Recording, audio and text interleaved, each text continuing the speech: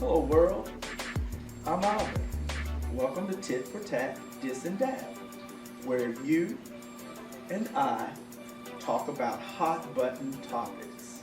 Politics, current events, a little bit of celebrity gossip, some Bougetto cooking, and where the intersectionality between the Black, LGBT, LMNOP, and Het society meet.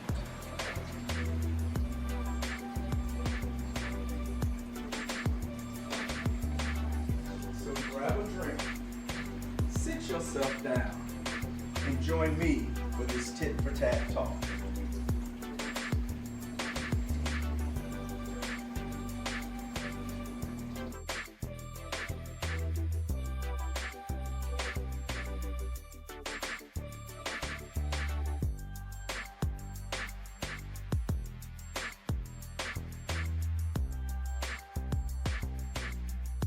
Hey everyone, thanks for joining me today here on Tit for Tat, Dis and That. Today I put together a few video clips of some key moments that has sparked some intense debate here in the United States and all around the world actually.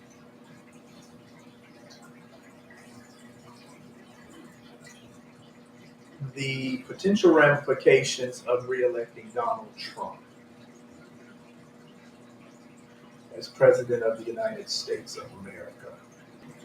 So as we watch these clips, let's look at the various political, social, and economic implications that could arise from a second Trump term. I'll list how his leadership style and policies will shape the future of our nation. So join in and help me unpack the complexities of this pivotal time in our history. You know, we got millions and millions more votes in the second election, which rarely happens to a president. Usually they get less. Almost all the time they get less. Obama got less. Barack Hussein Obama, he got a lot less. And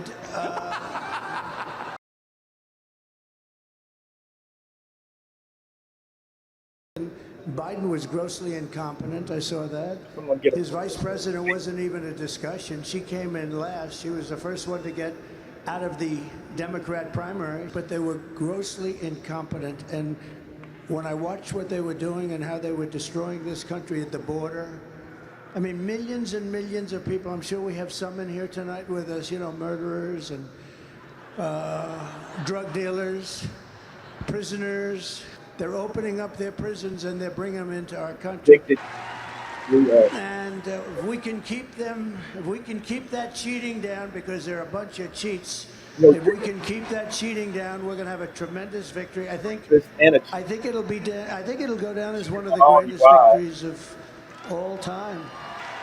So you were in New Mexico the other day. New Mexico is considered a pretty blue state. What were you doing there? Well, they're also a border state. They have people pouring in by the tens of thousands. They also have a pretty rotten economy for a lot of reasons, but what they really have is tremendous inflation. But beyond that, because I happen to think that the border is the single biggest issue. I think the border is a bigger issue than inflation. The worst thing that's happened to this country is allowing millions of people in here that are criminal people. They've taken the street gangs and they've delivered them into the United States. Thank you very much. Could be they hate our country. I mean, they may hate our country. And we deal with real scum. I mean, like a guy like Adam Shifty Schiff. He's a sleazebag. And he's probably going to be a senator, if you can believe it, but I call him Watermelon Head. He has the... No, he's unattractive, both inside and out. That is... he's got the smallest neck I've ever seen on a human being. It's a... he's just a sleazebag, you know, there's nothing else you can... And he said, you know, Trump may not be the best Christian of all, but he's the only one going to take us to the promised land because he's the best leader and he's the toughest guy and he's going to be able to get us through this crazy life. And he was a big supporter, and now I have unbelievable evangelical and Christian support. Clothing. But he said he may not know the Bible quite as well as other people are supposed to. But, you know, he also did something. They picked Ronald Reagan over Jimmy Carter a long time ago. You know that to sort of, that was, they said he wasn't quite as religious, but he's the guy that's going to get the job done. And I did a great job with a lot of things having to do with saving religion, because these people want to put religion out of business. These people are, you know, they go crazy when I say the enemy from within. And I said, look, we have China, we have Russia, we have Kim Jong-un of North Korea, we have a lot of people out there. But if you have a smart president, I had a great relationship with President Xi until the China virus came in, and that was a bridge too far, but we'll have a very good relationship. And you fucked that And up. there's a little news conference, and I said anybody that touches a statue, they were going to rip down Andrew Johnson, they were going to rip down Andrew Jackson. And the rope was already on him. And I mean, I saw what was going on.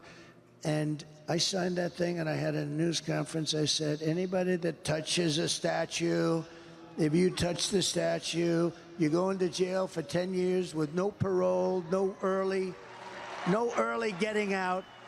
At those people from the back, and I saw those people. I saw about 1,000 asses they were facing. And then I came up with nicknames for everybody, and for the most part, they were extremely destructive, right? We had some beauties. We had some, like Pocahontas because I don't use my Republican names anymore because I'm friendly with all those guys. We retired those names. And the Mueller report came out, and it was a complete exoneration. The whole thing is crazy. And you say, why do they want to have transition? I call them transition operations by the thousand. The press, a free press, a real press, is a very important part of greatness, of making a country great. They're almost like the glue that keeps it together, but they're also like, in a way, a police force that keeps it honest. But they're so dishonest that they have no credibility. Think of it, 60 Minutes asks her a question. And you know, I brought a lawsuit on this today, you saw that. 60 Minutes, because it's so wrong. She gives an answer that only a moron would give.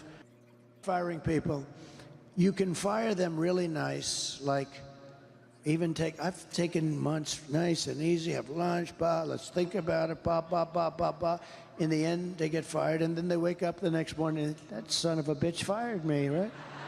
Or you can do like I did on The Apprentice. You're fired, get the hell out of here. Doesn't matter. When you fire somebody, you fire somebody. That the CIA and the FBI, which both of them and a bunch of other intel agencies worked against you on behalf of the Democratic Party from the minute you got elected in 2016. And they're still doing it. They're working against you now. What will you do about that? You are one toilet. So one thing I've learned in Washington, you know, Biden doesn't fire anybody. That's why he never has books written about, well, two reasons. Number one, nobody cares about him. It's not like, oh, let's write a book about Biden. Nobody cares. Like a guy like John Bolton. A friend of mine calls me after I put him on. He said, don't hire that guy. He's no good. He's bad news. He's dumb as a rock and all that stuff. By the way, we have the biggest deficit we've ever had under this stupid group of people. But he thinks he can cut created under you. And you have like 30, 40, 50, 60. In South Carolina, we had 88,000 people. In Alabama, we had 68,000 people. That is a lie. It's an amazing phenomenon. And I'm not giving myself, it's just, I'm giving you the credit. you're tired of being the stupid country. We've become a stupid country. We're run by stupid people. When Biden got up with the red background, the pink background, and he looked like the devil, he looked so stupid, right? And he said, "We will stop MAGA. MAGA, we're going to..." I said, "Listen, you stupid bastard." In Washington, an Episcopal Church bishop echoing a letter released by its leadership Tuesday, criticizing Trump at the National Prayer Service for his stances on immigration and LGBTQ rights. Coming during her sermon at today's National Prayer Service. Let me make one final plea, Mr. President. Millions have put their trust in you. And as you told the nation yesterday, you have felt the providential hand of a loving God. In the name of our God, I ask you to have mercy upon the people in our country who are scared now. Your tone there, so serious and genuine. You see him, he's stone-faced, he then looks down, but he's listening to every word you say. As you made that personal plea to him, what were you looking at him in that moment? What kind of response were you perhaps hoping for in that moment? I was looking at the president because I was speaking directly to him. I was also, frankly, as you do in every sermon, speaking to everyone who was listening through that one-on-one conversation with the president, reminding us all that in the people that are frightened in our country, the two groups of people that I mentioned are our fellow human beings, and that they have been portrayed in all throughout the political campaign in the harshest of lights that I wanted to counter as gently as I could with a reminder of their humanity and their place in our wider community. And I was speaking to the president because I felt that he has this moment now where he feels charged and empowered to do what he feels called to do, and I wanted to say, you know, there is room for mercy. There's room for a broader compassion. We don't need to portray with a broad cloth in the harshest of terms some of the most vulnerable people in our society who are, in fact, our neighbors, our friends, our children, our friends' children, and so forth. This morning, Trump calls the bishop a radical left, hardline Trump hater. He says her statements were inappropriate, and he wants an apology. What did you think of the service? What did you think? Did you like it? Did you find it exciting? Not too exciting, was it? I didn't think it was a good service, no. Thank you very much. Thank you, press. Thank you, press. They could do much better. This morning, President Trump defending his pardons for the more than 1,500 defendants from the January 6th attack of the Capitol, including those who attacked officers. These people have already served years in prison, and they've served them viciously. It's a disgusting prison. Some Republican lawmakers apparently caught off guard. It was surprising to me that it was a blanket pardon. This morning, Trump placing government diversity, equity, and inclusion workers on leave as he shuts down their offices and programs. On immigration, one of Trump's executive orders will face its first legal test tomorrow. This is plainly illegal, plainly contrary to our Constitution. A judge in Seattle will consider a temporary restraining order against Trump's directive ending birthright citizenship, a guarantee under the 14th Amendment declaring anyone born on U.S. soil an American citizen.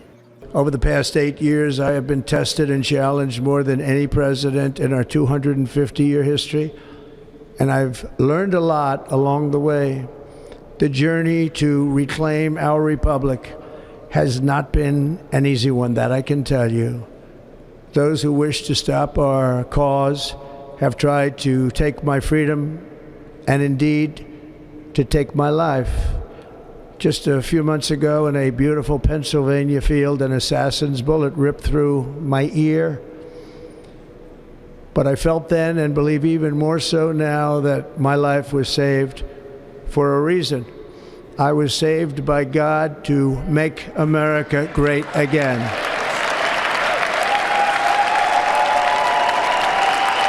What the fuck? Saved by God. Actually, If you go by scripture, I think God banished Satan to the bowels of the earth. I don't believe God would be saving you, okay, so you can harm America. I don't think God had any hands in saving you. You were banished to the bowels of the earth, Satan. What the fuck? My fellow Americans, I'm speaking to you tonight from the Oval Office. This will be my final address to you from the American people from the Oval Office, from this desk as president. And I've been thinking a lot about who we are and maybe more importantly, who we should be. Long ago in New York Harbor, an iron worker installed beam after beam, day after day. He was joined by steel workers, stonemasons, engineers. They built not just a single structure, but a beacon of freedom. The very idea of America was so big, we felt the entire world needed to see. The Statue of Liberty, a gift from France after our Civil War. Like the very idea of America, it was built not by one person, but by many people, from every background and from around the world. Like America, the Statue of Liberty is not standing still. Her foot literally steps forward atop a broken chain of human bondage. She's on the march, and she literally moves. She was built to sway back and forth to withstand the fury of stormy weather, to stand the test of time because storms are always coming. She sways a few inches, but she never falls into the current below. An engineering marvel. The Statue of Liberty is also an enduring symbol of the soul of our nation. A soul shaped by forces that bring us together and by forces that pull us apart. And yet, through good times and tough times, we've withstood it all.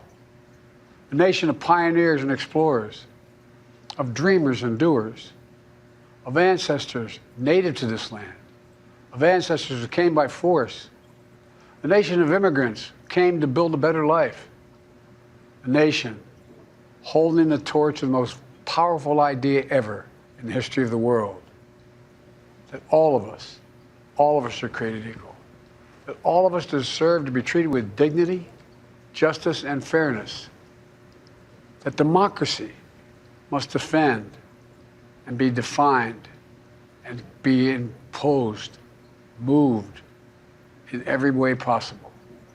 Our rights, our freedoms, our dreams. But we know the idea of America, our institution, our people, our values that uphold it are constantly being tested.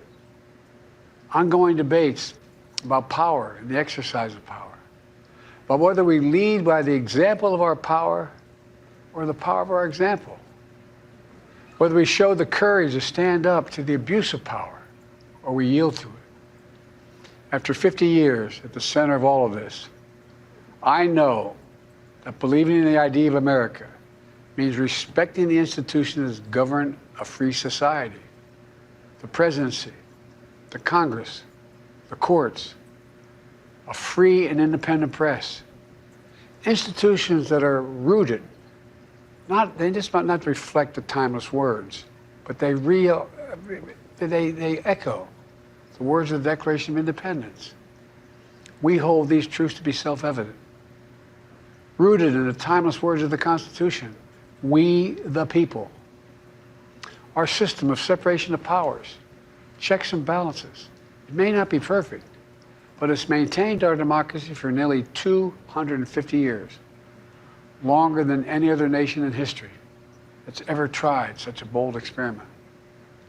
In the past 4 years, our democracy has held strong. And every day I've kept my commitment to be president for all Americans through one of the toughest periods in our nation's history. I've had a great partner in Vice President Kamala Harris.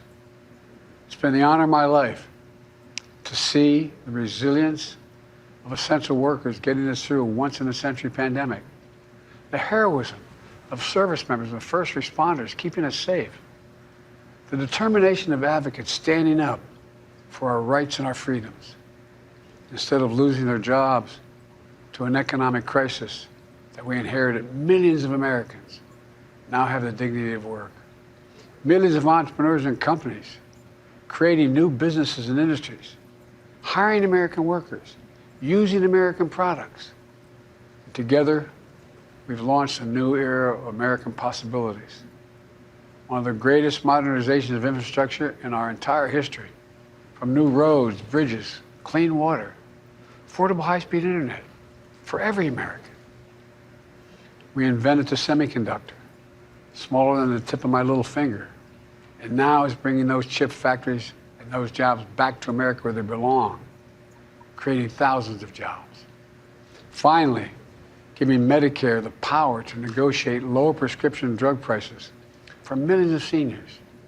And finally, doing something to protect our children and our families by passing the most significant gun safety law in 30 years and bringing violent crime to a 50-year low, meeting our sacred obligation to over 1 million veterans so far who are exposed to toxic materials, and to their families, providing medical care and education benefits and more for their families. You know, it will take time to feel the full impact of all we've done together. But the seeds are planted, and they'll grow and they'll bloom for decades to come. At home, we've created nearly 17 million new jobs, more than any other single administration, a single term. More people have health care than ever before. And overseas, we've strengthened NATO. Ukraine is still free. And we pulled ahead of our competition with China. And so much more. I'm so proud of how much we've accomplished together for the American people. And I wish the incoming administration success, because I want America to succeed. That's why I've held my duty to ensure a peaceful and orderly transition of power, to ensure we lead by the power of our example. I have no doubt that America is in a position to continue to succeed. That's why my farewell address tonight, I want to warn the country of some things that give me great concern. This is a dangerous and that's a dangerous concentration of power in the hands of a very few ultra-wealthy people. The dangerous consequences if their abuse of power is left unchecked. Today, an oligarchy is taking shape in America of extreme wealth, power, and influence that literally threatens our entire democracy, our basic rights and freedoms, and a fair shot for everyone to get ahead.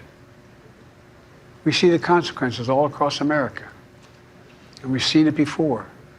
More than a century ago, the American people stood up to the robber barons back then and busted the trusts.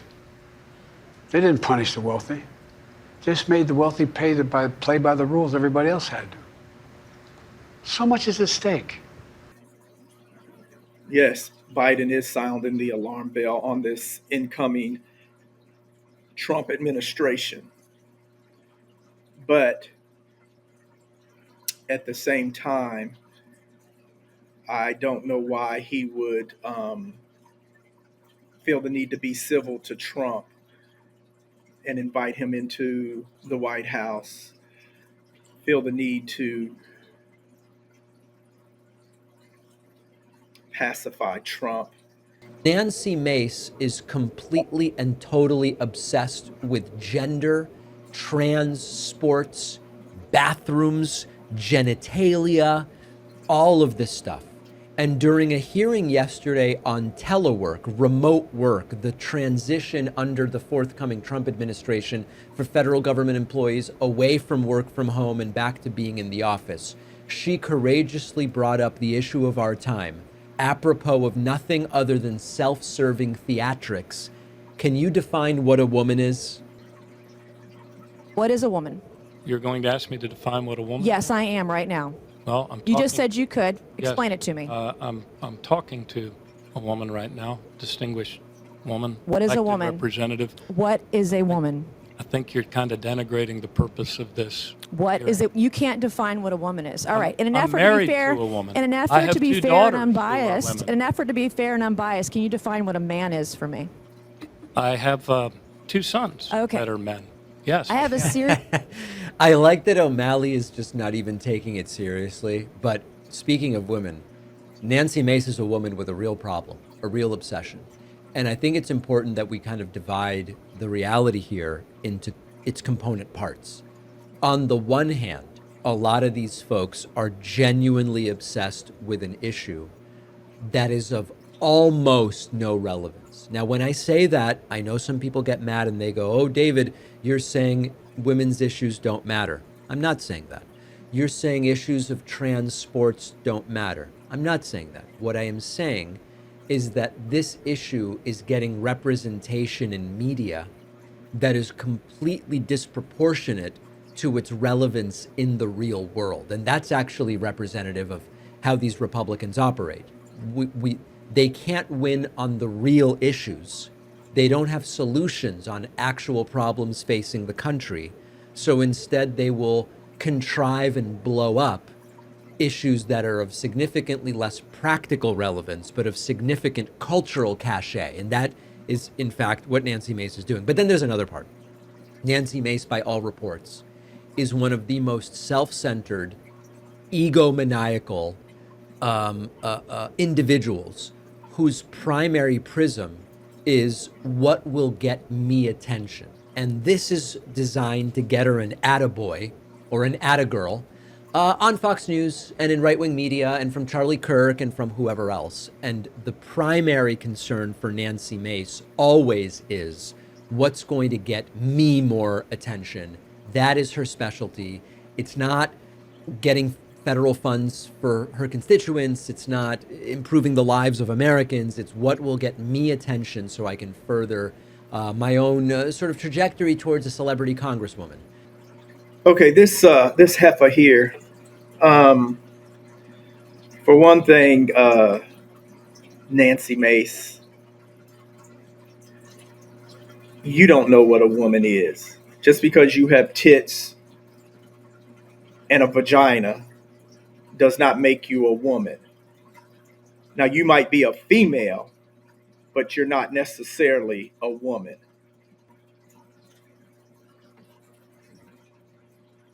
I would suggest you go do some research on what actually is a woman and when the term women came into play, and actually what the scientific term for what a female is. And that's some of the issues that some men are having right now with some women, how you want to degrade men, but you don't want them saying anything about women. Because then when a man says something about a woman, then you're attacking women or you hate women, which is far from the case.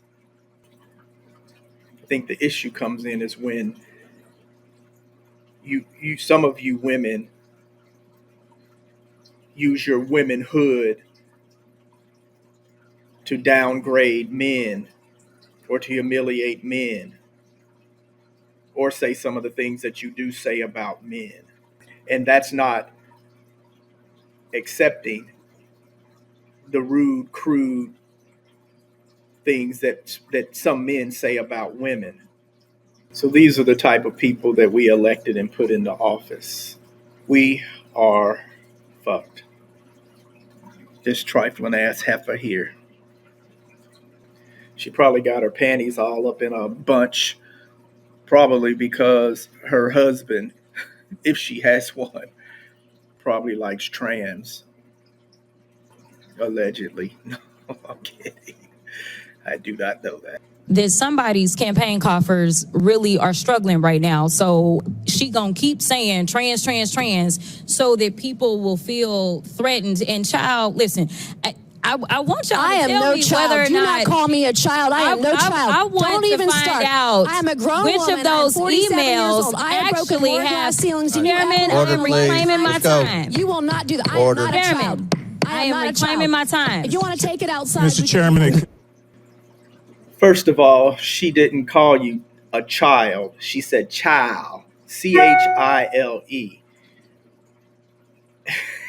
And, so I guess she doesn't. She doesn't know slang. She was just really referencing. Well, never mind. It would go over her head, but uh, you're grandstanding because she would have took your white ass outside and beat the holy shit out of you, and you would have came back in wishing you had not made the remarks that you had made. Okay, you would have been literally beat down. So I guess it's glad you kept your ass sitting right up in that seat and didn't go outside. That she didn't take you outside. Okay, because if she would have called your bluff, your ass would have been flattened, and then you would have been crying and whining, and trying to press charges, even though you were the one who initiated the assault, the whoop ass that would have been put on you. January 6th. Let's see the video, please.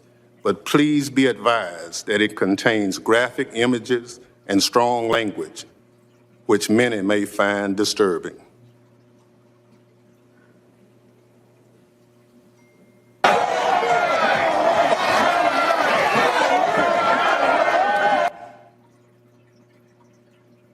Hey, brother, we're boots on the ground here. We're moving on to Capitol now. I'll give you a boots on the ground update here in a few. Multiple capital entries! Multiple capital entries!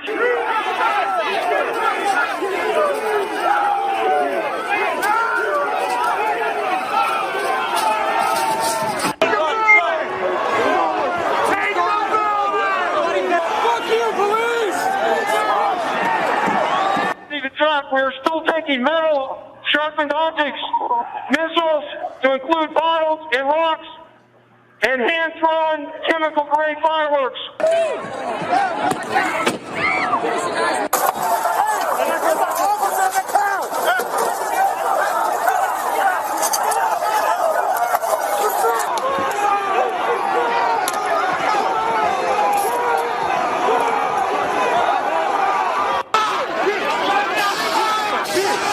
This is now effectively a riot. 1349 hours declaring it a riot.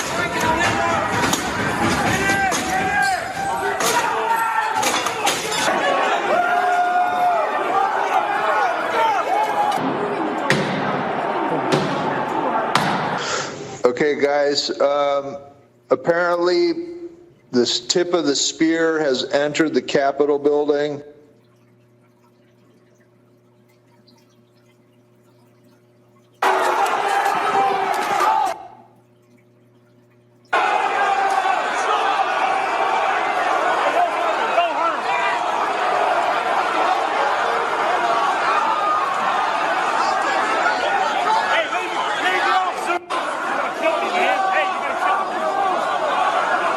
If I give this up, they're going to have to run next to us.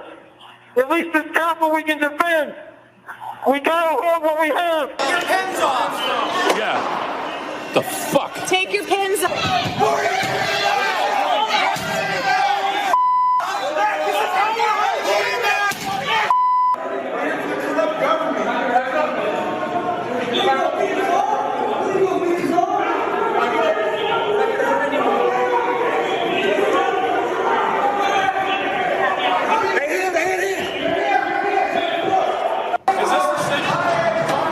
Where the fuck are they? There's a 50 has tanked. 1033. I repeat, 1033 was from the Capitol. We've been tanked and we've lost the line.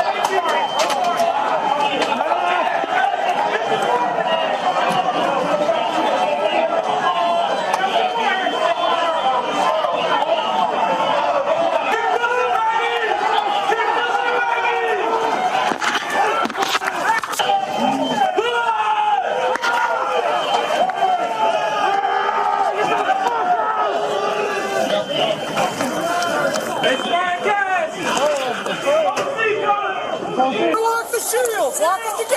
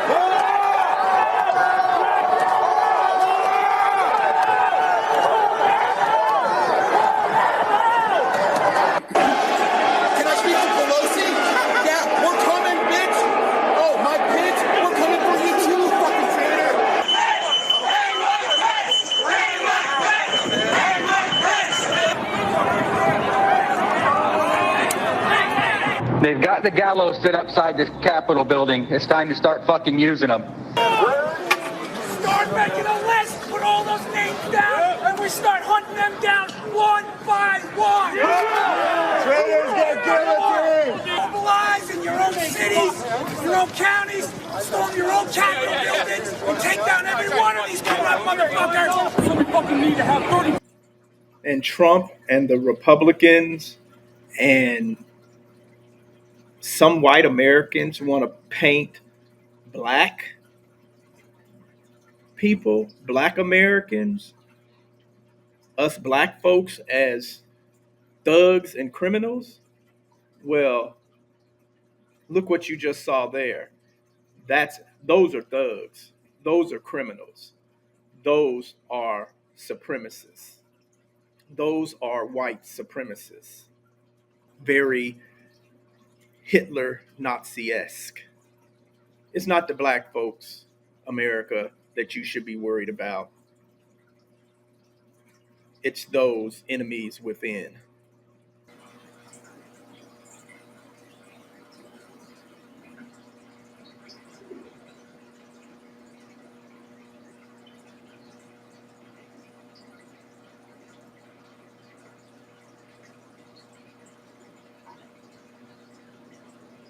The January 6th rioters believe that they are Christians, or spout out of their mouth that they are Christian, God-fearing people. They are wolves in sheep's clothing, the money changers and whoremongers. And for them to reelect this devil and put society in harm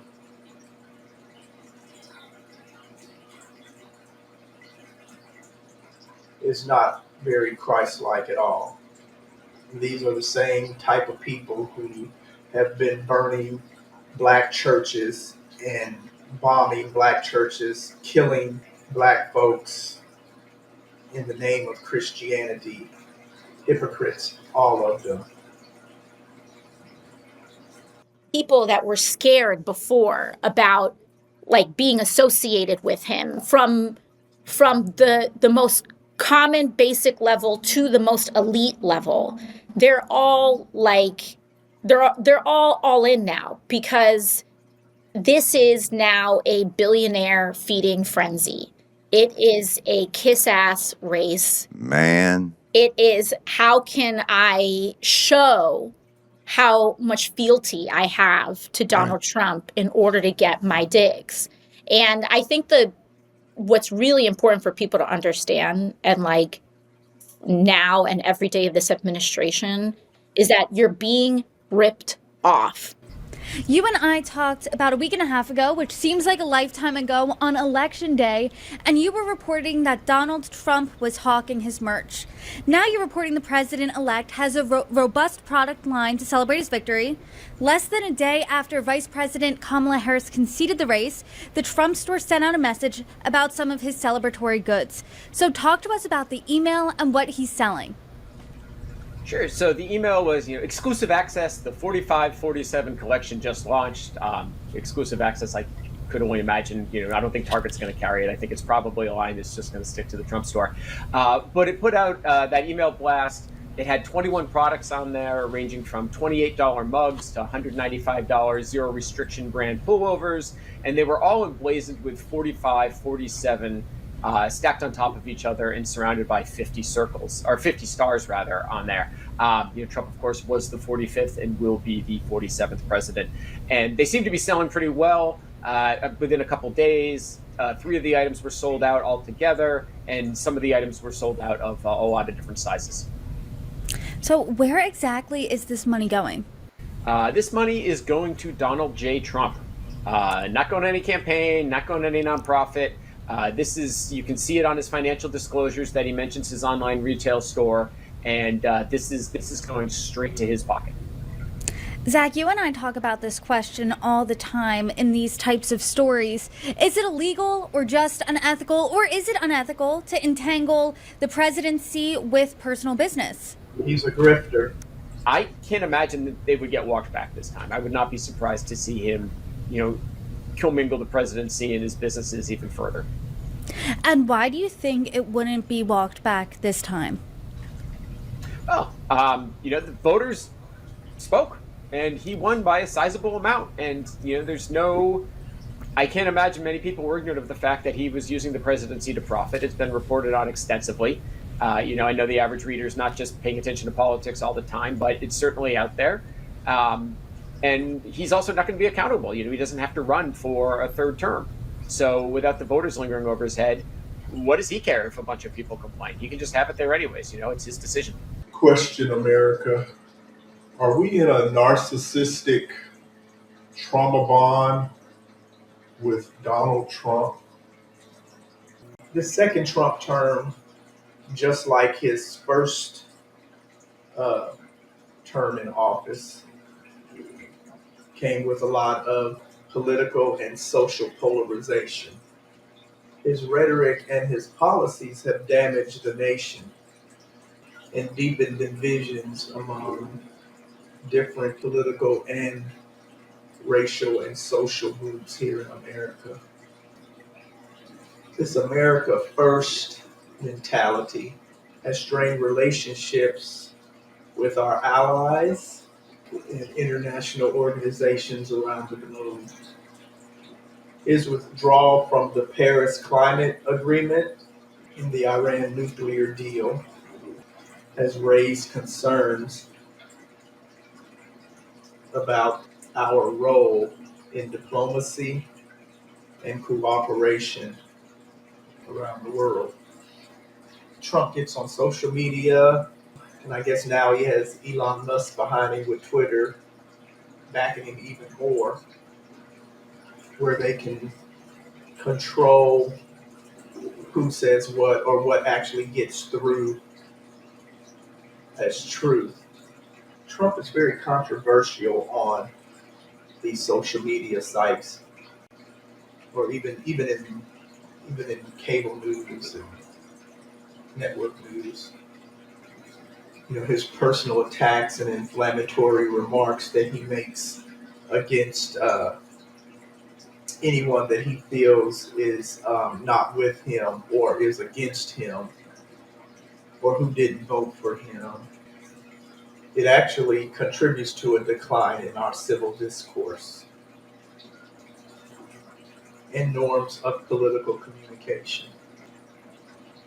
The statements he makes about immigrants, minority communities, his police reform policies, and his responses to racial injustice and racial unrest really raised concerns to me about equality and justice under this next Trump term. His rolling back of numerous environmental regulations will have long-term negative impacts on our climate and our public health. His constant attacks on Obamacare, the ACA, or Affordable Care Act, whatever category you want to put it in, without an actual comprehensive alternative, raises a lot of concern for me, because there are a lot of Americans now that are on Obamacare and that can lose their health care if Trump and the Republicans are actually able to repeal Obamacare, in which millions of Americans will lose their health care coverage, or they may do away with pre-existing conditions, which will affect a lot of people, because most Americans have some type of pre-existing conditions, especially middle-aged to older Americans. And they're talking about doing away with the cap on prescription drugs that Biden and the Democrats put into effect during Biden's term. During Trump's first term, his handling of the COVID pandemic was totally horrendous, and it showed that he does not know how to govern properly. He doesn't know what to do when a national disaster strikes. and his handling of COVID-19 pandemic faced criticism for being inconsistent and for the dissemination of mixed messages regarding public health guidelines, which actually scares me of how prepared and or effective we will be for the next federal response. I'm also concerned about his judicial appointments, nominees, concerned about the sitting judges and the long-term implications of him and the Republicans appointing ideologically extreme judges, particularly regarding um, the issues on our civil liberties and abortion rights, gay, LGBTQ plus rights, and immigrants migrating here, their rights, even though a large majority of them voted against democracy and voted against their better interest. I'm concerned about the economic disparities. During Trump's first term, benefits were unevenly distributed, and the majority went to the upper middle class to the rich, exacerbating income inequality and failing to address the needs and concerns of the poor and lower class Americans. And there's really no public trust in this Trump presidency. He has the media running scared, a little under half of the American voting population voicing and demonstrating their racist, homophobic, xenophobic, misogynistic opinions and behaviors, which is going to have damaging, consequential effects on our democratic norms. So on Donald Trump's website, he outlined several key priorities and initiatives that he plans to implement starting day one of his signing in. I'm gonna list about 8 or 9 of them, I guess, that are going to have devastating consequences for our nation. Tax reform. He's proposing significant tax cuts for individuals and businesses. Healthcare reform. He and the Republicans are still trying to repeal and replace Obamacare.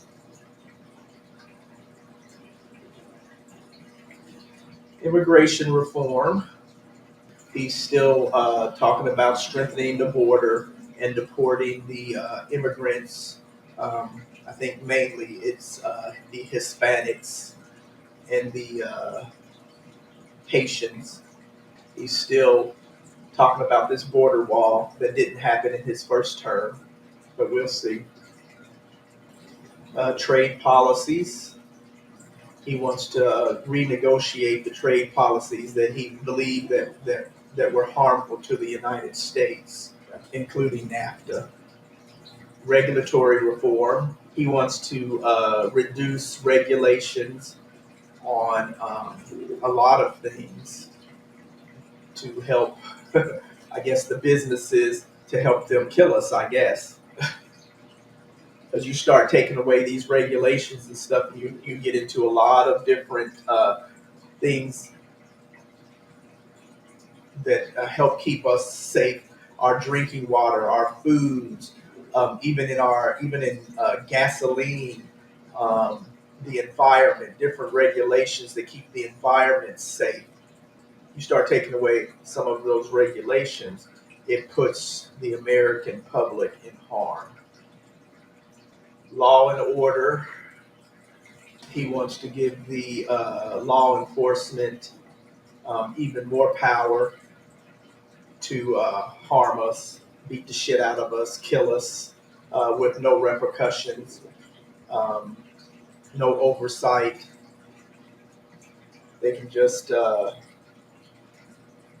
do what they want. Although I believe that the law enforcement that he's referring to doesn't include uh, black or brown law enforcement. I think it only applies um, to white law enforcement. So when they do harm to society, and they're going to get away with it. But I believe that the blacks and the browns are going to be prosecuted to the full extent of the law. We've already seen that happen before. His back the blue, which the legislation he wants in place will allow officers that kill or harm are allowed to get off just because they're policemen or policewomen. Just because, even though we know that there are lots of white supremacists and KKK who have infiltrated the judicial system, law enforcement, the military. Second Amendment rights, that's gun ownership. We already know where that goes. Protecting gun ownership rights. But again, that might apply to gun ownership for white people, because when blacks and browns own guns, then they want to take those away. Then we're thugs. We're thugs and criminals with guns. But white people are patriots and God-fearing Christians with guns. And deregulation, rolling back regulations that he viewed as harmful to economic growth. Him and the Republicans want to get rid of DEI, diversity, equity, and inclusion. And while DEI initiatives among white Americans can vary significantly based on individual beliefs, experiences, and political affiliations, some white Americans view DEI as necessary for addressing inequality and historical wrongs, and for promoting a more inclusive society. They may see these initiatives as beneficial or creating equitable opportunities for all Americans, regardless of their background, racial makeup, financial structure. But then we do have other white Americans who might interpret DEI initiatives as reverse racism. Some feel that these programs unfairly prioritize certain groups over others and contribute to a perception of discrimination against white individuals. For dinner, I'm going to have pan-seared barbecue chicken. I'm going to sear it on the stove first, and then I'm going to put it in the oven at 350 for about 15 minutes and let the barbecue sauce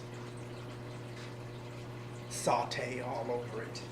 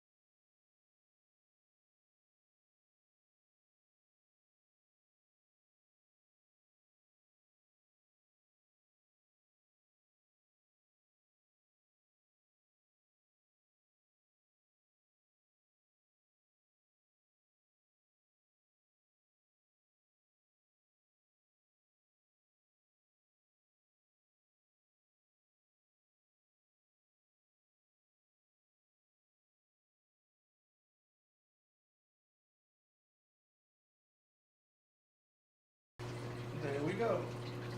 Pan-seared barbecue chicken, pan-seared asparagus, a little house salad, and some applesauce.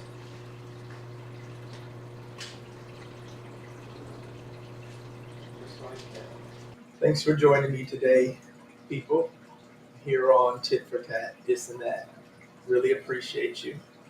Please like, share, and subscribe to my channel, and leave your comments, and I will get back with you. Thanks for joining me today. Bye.